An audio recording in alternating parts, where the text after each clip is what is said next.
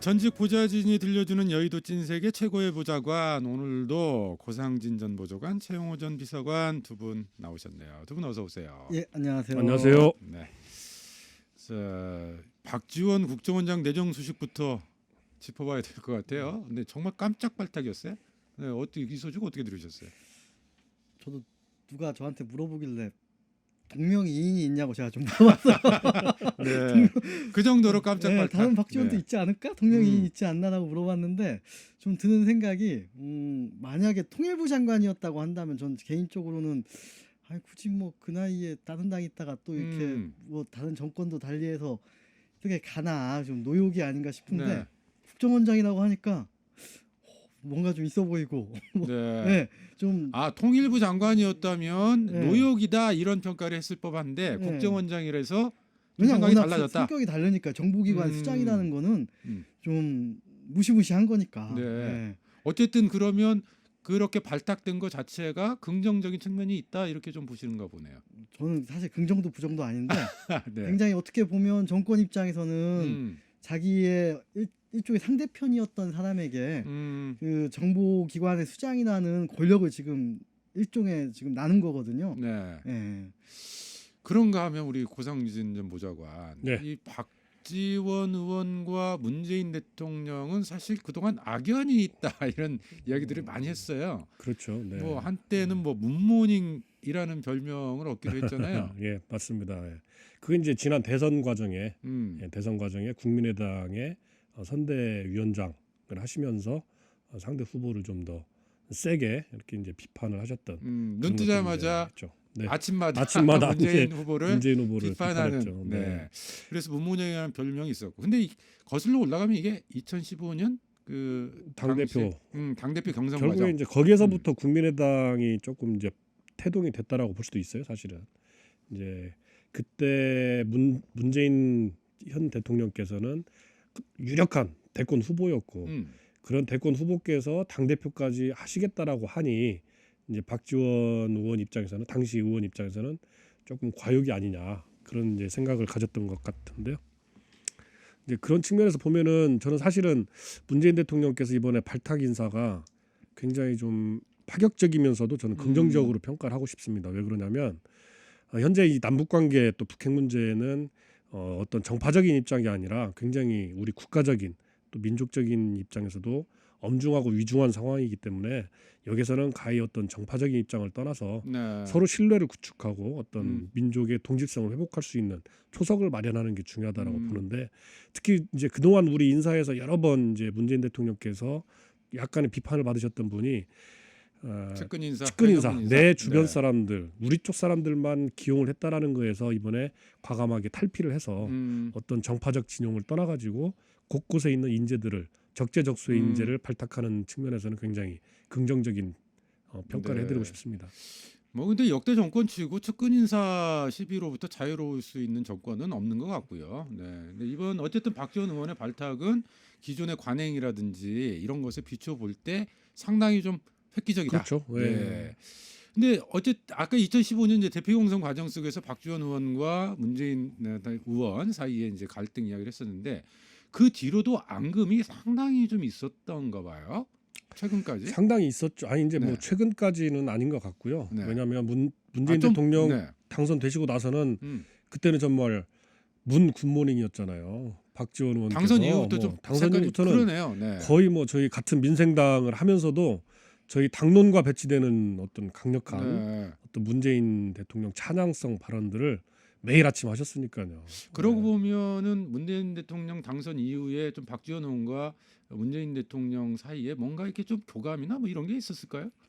없었을 것 같아요. 없었을 것 같습니까? 혹시 뭐 그렇게 추정하는? 네. 아니 뭐 나중에는 있었을 수 있는데 초기에는 없었을 것 같고 네, 사실 그때 뭐 국민의당이나 이제 그 민평당이나 민생당이나 나오면서 굉장히 어려웠던 게 지금 이제 정권에 대해 어떠한 우리가 색깔을 취해야 되냐, 어떠한 지금 그러니까 잘 되는 건 도와주고 안 되는 건 비판하는 건 맞겠지만 기조를 어떻게 할 것이야 대해서는 굉장히 좀 분란이 많았죠. 우리가 정권 이중되냐 아니면 우리가 무슨 저기 새누리당 뭐 통합당 이중되냐 뭐 이러한 이 갈림길에서 굉장히 어려웠는데 박지원 지금 국정원장 뭐 후보 같은 경우 내정자 같은 경우에는 좀 분명했던 것 같아요. 그냥 초기부터. 예. 어쨌든 정권이 성공하는 게 필요하다라고 하는 이런 예. 입장들이 좀 있었던 것 같고요. 네, 그런 속에서 좀 과거하고는 좀 달라진 모습을 보인 건 분명한 사실인 것 같아요.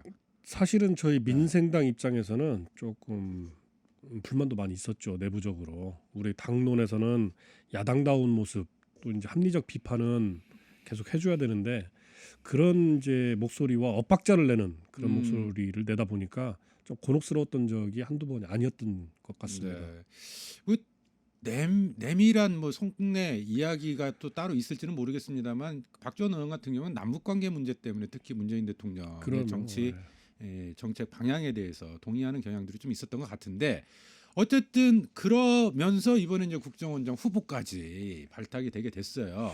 자, 근데 한때 박지원 의원 정치 구단이라고 하는 소리를 들을 정도였습니다. 네. 근데 그런 정치인에서 이 국가정보원의 수장이 되는 좀 이런 일련의 이제 흐름, 그러니까 박지원이라고 하는 특정한 인물이 아니더라도 이런 식으로 정치 원로에서 국정원 수장원으로 가는 거, 좀 이런 게 바람직한지 이 부분에 대해서는 어떻게 보세요?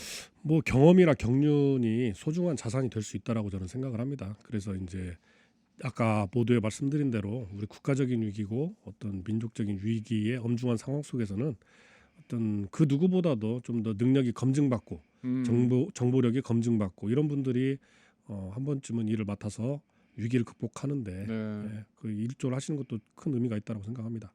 같은 의견이세요? 국정원 같은 네. 경우에 사실 민주적 통제, 그 다음에 권력으로부터의 어떠한 그 좀 그 비판, 일단 그 아예 대통령 측근이 맡게 되면 사실 위험할 수 있는 그렇죠. 기관이잖아요. 사실 좀 그런 면에 있어서는 좀 긍정적이다 볼 수 있죠. 국정원 내부도 박지원 의원 같은 경우에는 상당히 통제가 잘 될 것이고 그리고 사실 정부로부터도 껄끄러워 그렇게 아주 편한 관계는 아니기 네. 때문에 아주 뭐 좀 바람직한 것 같아요. 알겠습니다. 오늘은 뭐 국정원장 후보자로 박지원 전 의원이 발탁이 된 것에 대해서 이 두 분은 뭐 적극적으로 좀 찬성하는 긍정적인 좀 평가를 내려주신 것 같아요. 자, 그 이야기는 이쯤 하고요. 민주당 전당대회 이야기로 좀 넘어가 보죠. 8월인가요? 예, 8월로 지금 네, 지금 대진표가 나왔죠. 거의 양자구도로 지금 알려지고 있습니다. 양자구도. 예, 그 동안에 출마를 저울질했던 우원식 의원이라든지 홍영표 의원은 이제 불출마 쪽으로 가닥을 잡았고 네. 이낙연 의원하고 이제 김부겸 전 의원 네. 두 분이 이제 양자구도를 펼칠 것으로 대진표가 나오는 것 같습니다. 어떻게 보세요? 이 두 분의 양자 대결 구도 일단 전망을 해보신다면 이낙연 의원 같은 경우에는 이제 대선의 후보를 넘어서 이제 본선 경쟁력까지 갖출 수 있는 그런 이제 토대를 마련하기 위해서 출마라는 어떤 강행을 하시는 것 같고요. 김부겸 전 의원 같은 경우에는 뭐 현역이 아니니까 지금 딱히 할 일도 없잖아요. 그러니까 나와가지고 본인의 존재감을 알릴 필요도 있고 또 이게 구도가 양자 구도가 되는 것은 저는 김부겸 전 의원한테 훨씬 유리하다. 본인이 그동안 해왔던 것들 중에서 한 단계 더 업그레이드할 수 있는 정치적 그 체중을 늘릴 수 있는 그런 좋은 기회인 것 같다라는. 일단 새는 당내의 뭐 역학 구도상 둘 사이의 뭐 세력 대결에서는 이낙연 의원이 앞선다 이렇게 봐야 되겠죠? 저는 그렇게 생각하지 않습니다. 아닌가요? 네. 이낙연 의원의 대세론은 사실은 이게 여론을 기반으로 하고 있는 대세론이지 당내 역학 구도에서는 결코 이낙연 의원이 대세다라고 볼 수는 없습니다. 네. 그래서 박지원 전 의원이고 현재 이제 국정원장 후보자 되셨는데 항상 하는 얘기가 당심은 정세균인데 민심은 이낙연이다 이런 말을 했거든요. 네. 지금 전면에 나서지 않고 있는 정세균 총리가 사실상 당에서는 최대 개파의 보스라고 봅니다. 어떻게 될지 모르는 상황인데 결국에는 이제 당심도 민심을 따라가는 게 그 동안에 이제 당내 그 경선 과정이었거든요. 그러니까 이제 뭐 이낙연 의원이 유리한 것만은 사실이지만 양자 구도 속에서 펼쳐지는 선거기 때문에 압도적으로 일방적으로 이렇게 이길 것이다라고 낙관만은 하지는 못할 것 같다는 그런 생각입니다. 사실은 이제 그 부분에 대한 질문을 좀 드리고 싶었던 거예요. 그러니까 지금 양자 대결 구도가 형성이 되면서 뭐 이낙연 의원이야 뭐 잘해야 본전인 상황이 된 거고 김부겸 전 의원은 잘하면 정말 그야말로 유력한 차기 대권 주자로 떠오를 수 있는 그런 이제 계기를 만들게 되는 거고요. 그러니까 이런 상황에서 이낙연 의원이 압도적인 여론 지지도를 갖고 있잖아요. 대선 후보로서의 그런 것에도 불구하고 꼭 굳이 이 잘해야 본전인 당대표 선거에 나가야 될 특별한 이유가 있을까라는 그 질문이거든요. 근데 고상진 전 보좌관의 설명은 당내 기반이 오히려 약한 것이 출마의 배경이 아니냐. 될 수 있죠. 네네. 어때 최용호 비서관은 어떻게 보세요? 제가 이 질문을 이러한 생각을 했던 게 2015년 문재인 그때 의원이 당 대표 나갈 때 그 생각을 했거든요. 당대도 네, 대선 후보였죠. 그분은 네. 사실은 지금 관리를 해서 대권이 돼야 될 텐데 지금 당권을 잡으면 그때 당권 잡고 모든 선거에 졌어요. 그 2016년 총선 빼고는. 그렇죠. 그러면서 저분은 무슨 생각을 가지고 제가 당 대표를 나갈까 그 생각을 좀 했었거든요. 좀 그게 본인이 좀 좀 참고를 한 게 아닐까 싶은 생각이 듭니다. 네. 아니 그러니까 실패를 했잖아요. 근데 그걸 아니 보고 성공을 했죠. 문재인 결국은 성공을 했다. 당 대표는 대통령이 네. 됐죠. 그때 당시는 실패한 거 아닙니까? 그 이후에 당 대표가 성공을 했군요. 되고 네. 대통령이 된 거죠. 당 대표 된 이후에 연속해서 보궐선거에서 패배를 했어요. 네. 문재인 음. 당시 대표 시절에 그러다 보니까 비대위 체제까지 갔던 거고. 네. 예, 그러니까 이제 그 과정은 우여곡절이 있지만 문재인 대표가 원했던 대통령은 결국에는 성공을 했다. 이렇게 이제 약간 그 선례를 구분해서 따라간다? 봐야죠. 예, 그런데 저는 이렇게 봅니다. 뭐냐면 과거 2007년도 대선을 앞두고 고건 전 총리가 굉장히 높은 지지율임에도 불구하고 맞아요. 결국에 네. 대권 후보에조차 나서지를 못했거든요. 저는 그 배경이 결국엔 당내에 본인의 어떤 세력이 없었기 때문에 그것을 이낙연 전 총리이고 현 의원이지만 그것을 분명히 잘 알고 있습니다. 네. 고건 총리의 실패가 결국에 당내 기반이 없었다라는 것을. 왜 그러냐면 제가 2006년도에 모 일시에 그 고건 전 총리 사무실 개인 사무실 있는 여전도회관에서 우리 이낙연 당시 의원을 만났거든요. 네. 예, 이분이 그때 고건 총리의 핵심 역할을 했었어요. 그러면서 결국에 고 전 총리가 결국 실패했던 원인이 당내 세력이 없었던 네. 그런 이유를 분명히 본인이 깨닫고 이번에 그거를 극복하기 위해서 아마 직접 당 대표로 출마한 거 아닌가 그런 생각을. 그러니까 하게 고건 됩니다. 총리가 결국은 후보까지 가지 못한 이유는 당내 기반이 없었기 때문이다. 그렇습니다. 네. 뭐 같은 평가세요? 뭐 비슷하긴 한데 근데 지금 저는 잘 모르겠어요 사실은. 네. 왜냐면은 지금 문재인 지금 대통령 때 당 대표와도 다른 게 지금 7개월짜리거든요. 네. 그 민주당 이제 당규에 보면은 대선 1년 전엔 당 대표는 대선 출마하려면 1년 전에는 그만둬야 되기 때문에 내년 3월까지가 임기예요. 그럼 올해 8월에 임기 시작해가지고 내년 3월에 그만두게 돼요. 네. 그럼 사실 좀 무슨 의미인지 잘 모르겠어요. 저도 잘. 그러니까 사실은 이제 하나 따져봐야 될 게 있어요. 일단은 이제 당 대표가 되는 과정에서 과거에 이제 총리 출신 대권 후보의 그런 전철들 이런 것들 반면교사로 삼겠다.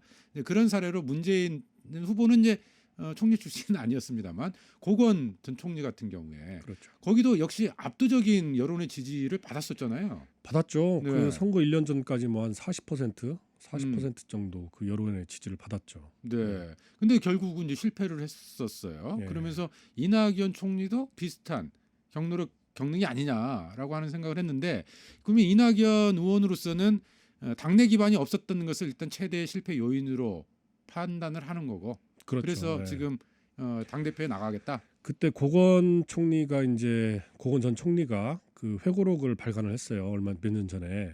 거기에서도 이제 본인의 어떤 대선 출마 포기 배경 같은 것들을 이렇게 말씀을 하셨는데 네. 가장 기본적으로 언급한 게 이제 당내 본인이 본인의 정치적 이상을 실현시킬 수 있는 우군이 없었다라는 점을 말씀을 하세요. 네. 그것은 뭐냐면 아까 말씀드린 대로 어떤 정당 정치에 본인의 경력이 좀 일천했다. 그래서 정치인들은 결국에는 대권 후보를 중심으로 모이지만 결국에 이 사람들은 자기의 정치적 생명을 연장하는 게 최고의 목표거든요. 네. 그런 측면에서 그런 것들을 잘 조율할 수 있는 그런 정당 정치의 경험이 일천했다라는 게 고건 총리가 포기했던 첫 번째 네. 이유고 두 번째는 당시 이제 뭐 북핵 핵실험이 있었기 때문에 음. 노무현 정부에 대한 평가가 썩 그렇게 좋지는 않았거든요. 네. 그러니까 노무현 정부의 공과를 본인이 다 안았을 때 마지막으로 본인이 영남에서 25% 득표를 할 수 있겠느냐. 그런 공학적인 계산 속에서 이거는 불가능하다. 네. 그러면 자기가 여기에서 실패하면 5년 뒤에 재선이라도 재수라도 해서 나가야 되는데 그때는 본인의 나이가 이미 훌쩍 넘어버렸다. 네. 그래서 이제 포기를 한 걸로 말씀을 하시는 거거든요. 일단 우리가 관심을 갖는 부분은 이제 고건준 총리가 왜 실패했냐 이것도 있겠습니다만 이낙연 의원이 총리 출신의 이낙연 의원이 과연 그러면 대선 후보까지 순탄하게 갈 거냐라고 하는 걸 예측해 보는 거잖아요. 뭐 좀 고건 총리가 차별성이 있습니까? 그러니까 네. 제가 생각할 때는 고건정 총리의 캠프에서 핵심적인 역할을 했던 이낙연 의원이기 때문에 고건전 총리의 학습 효과를 그대로 본인이 이번에 네. 깨닫게 된다는 얘기죠. 그래서 일단은 당을 접수하고 다음에 이제 대권 후보가 됐을 때 영남에서 25% 이상을 달릴 거다. 득표. 그럼요. 알겠습니다.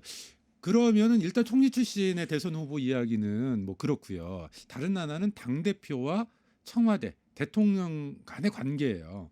사실은 이제 수많은 총리들이 대통령 밑에서 사실 대통령의 정치적 철학, 뭐 정책 노선 이런 것들을 그대로 그냥 따라하는 그런 뭐 2인자라고는 하지만 사실상 2인자로서도 자기 역량을 제대로 못 보여주지는 거 아닙니까?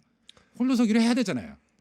그렇죠. 홀로서기를 해야 되는데 그 지난 과정 속에서 총리 출신들이 대권에 실패했던 게 고건 전 총리도 있지만은 이회창 전 총리도 있어요. 그렇죠. 결국에는 고건이나 이회창 이 두 분이 실패한 가장 큰 원인은 어쩔 수 없이 이제 그 당시의 집권자 최고 권력자와의 갈등이 좀 있었습니다. 네. 고건 전 총리는 차별화하기 위해서. 고건 전 총리는 아니 차별화는 아니죠. 고건 음. 총리는 노무현 대통령이 오히려 차별화를 해버렸죠. 실패한 인사다 해가지고 거기서부터 제가 볼 때는 고건 총리는 영남에서 25% 득표 네. 돌파가 쉽지 않다라고 본 것 같아요.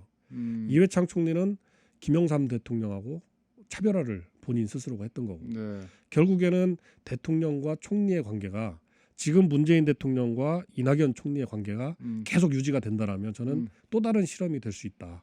그렇게 네. 생각이 되는 거죠. 아니 그러니까 당 대표가 되는 순간 대통령과 이제 좀 차별화되는 모습, 자기 스스로 그러니까 대통령의 후광을 입은 그런 인물이 아니고 독자적인 자기 정치적 색깔을 좀 보여야 되는 거 아니겠습니까? 저는 네. 그래서 본선 경쟁력이 별로 없다고 생각을 하거든요. 음. 아까 말씀대로 사실은 저는 좀 다른 게 음. 이회창 총리나 전 총리나 뭐 고건 전 총리나 대척점이 있었거든요.